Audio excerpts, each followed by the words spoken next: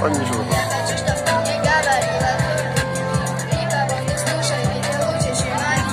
А, нельзя. Ничего страшного. Да ничего страшного.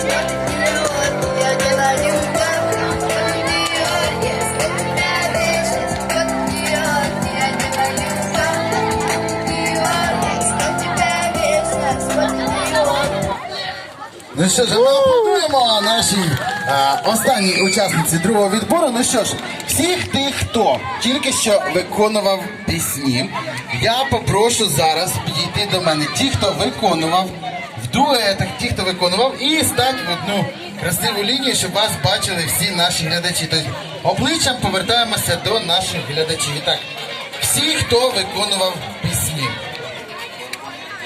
Всіх виконавців. Їх має бути трішки більше, ніж 10, тому що у нас є сьогодні 2 дуети.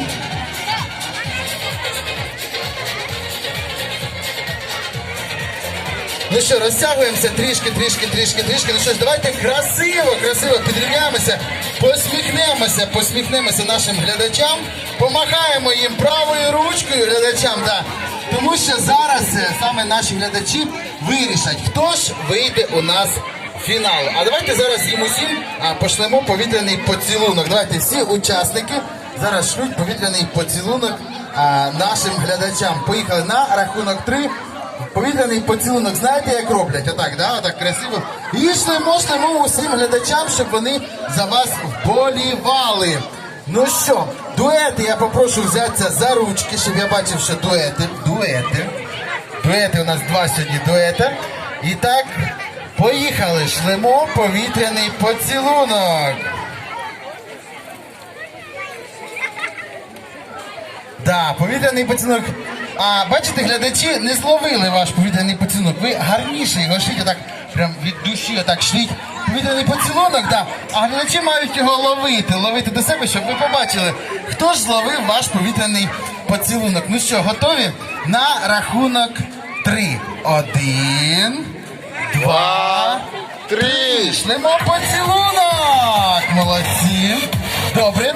А тепер шлемо гаряче сердечко нашим глядачам. Поїхали. 1, 2, 3. Шлемо гаряче сердечко. Да, отак, шлемо в зал. Молодці. А зараз подивимося, скільки ж повітряних поцілунків вам пошлють наші глядачі. Подивимося, хто ж за вас буде вболівати. Дивитеся їм в розумні очі. Шановні друзі, це ж, як кажуть, наше майбутнє, наші діти, тому пошліть зараз і ви їм повітряні поцілунки. Поїхали! Мама.